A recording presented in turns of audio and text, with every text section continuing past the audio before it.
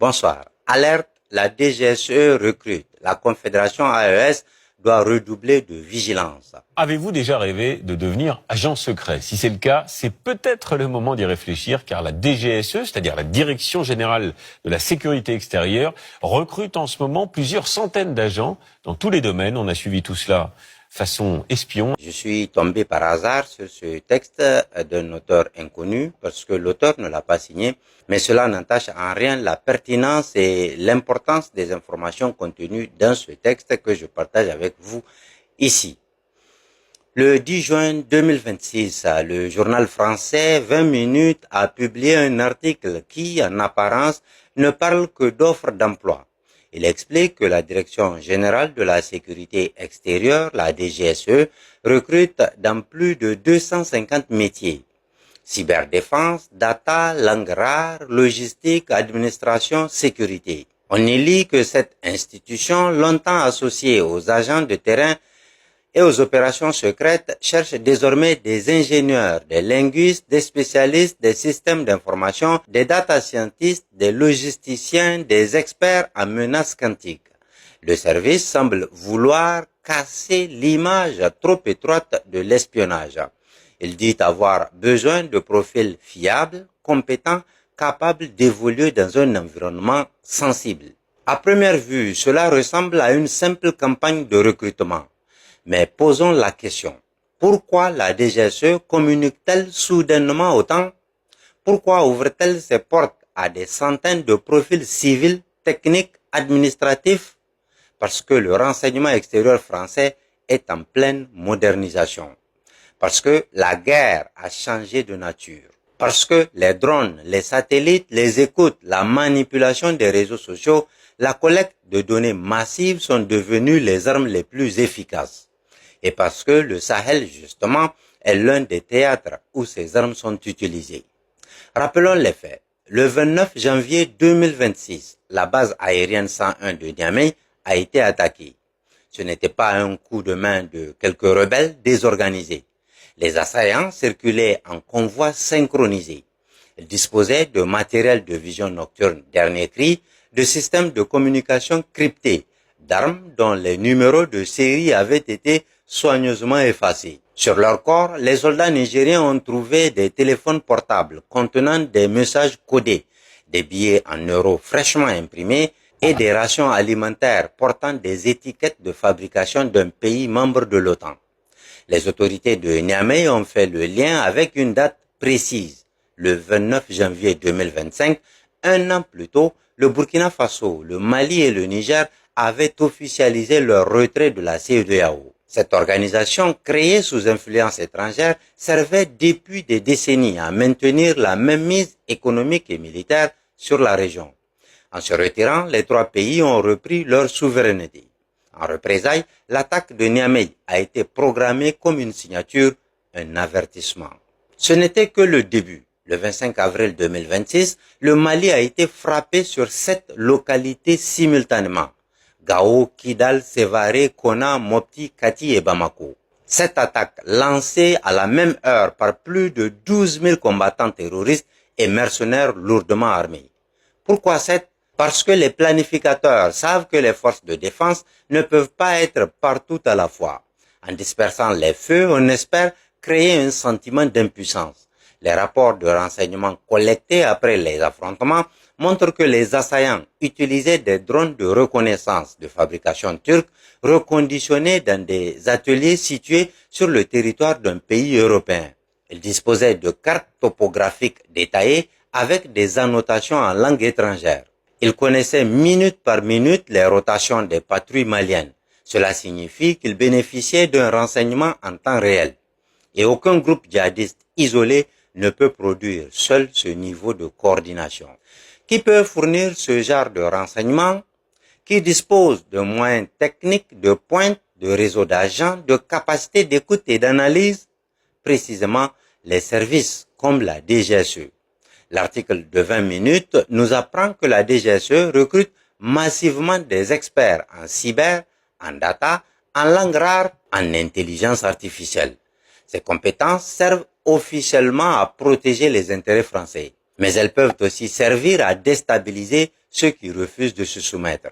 Car la logique est simple. Tant que les pays du Sahel acceptaient les bases militaires étrangères, les accords de coopération technique qui confisquent les ressources, l'uranium à bas prix, l'or et le coton sous contrôle, tout allait bien.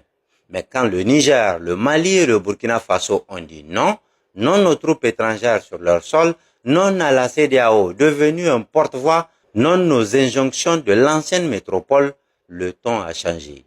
Emmanuel Macron lui-même, lors d'un déplacement à Nairobi au début de l'année 2026, a répété devant des journalistes son souhait de voir échouer ce qu'il appelle, je cite, l'expérience autoritaire du Sahel. Fin de citation.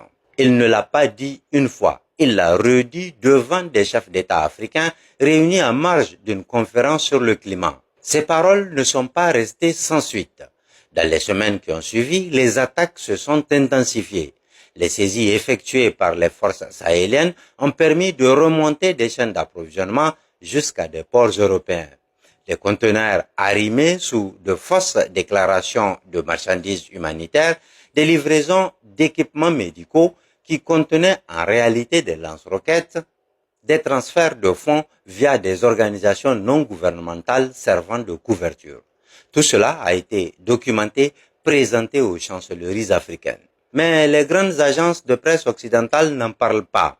Elles préfèrent parler de guérilla endémique, de violence intercommunautaire, de défaillance des États sahéliens.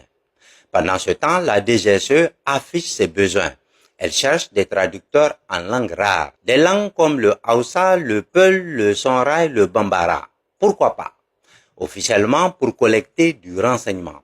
Mais dans un contexte où le Sahel est en guerre, où des mercenaires étrangers sont envoyés pour tuer des soldats nationaux, avoir des locuteurs natifs de ces langues permet aussi d'infiltrer les réseaux, de retourner des informateurs, d'orchestrer des opérations sous faux drapeau. Le recrutement massif de la DGSE n'est pas anodin. Il correspond à une montée en puissance de la guerre hybride. Et cette guerre hybride, l'hiver noir en est l'expression la plus brutale. Les forces de défense et de sécurité du Niger, du Mali et du Burkina Faso ont pourtant résisté. À Niamey, la base 101 a été défendue pied à pied. Plus de 120 terroristes ont été neutralisés. Au Mali, les forces spéciales ont repris Gao, Kidal, Sévaré en moins de 72 heures. Ces succès montrent que la souveraineté n'est pas un vain mot, mais la lutte est loin d'être finie. Les planificateurs étrangers disposent de réserves quasi infinies de mercenaires recrutés dans les zones de guerre du Moyen-Orient et du Caucase. Ils disposent de fonds transférés via des crypto-monnaies.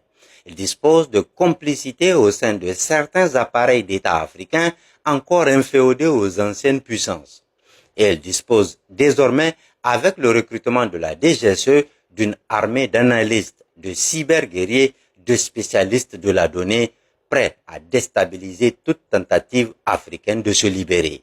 Ce que l'article de 20 minutes ne dit pas, c'est que derrière les beaux discours sur la protection des intérêts français, il y a la réalité crue. La France ne veut pas perdre son influence au Sahel.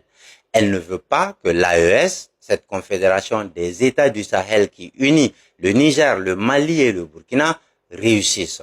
Parce que si elle réussit, d'autres pays africains suivront.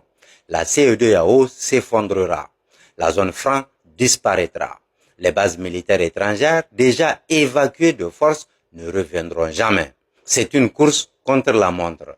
Et dans cette course, la manière forte a été choisie. Semer le chaos, multiplier les attaques, tuer des civils, brûler des écoles pour que les populations se retournent contre leurs propres dirigeants.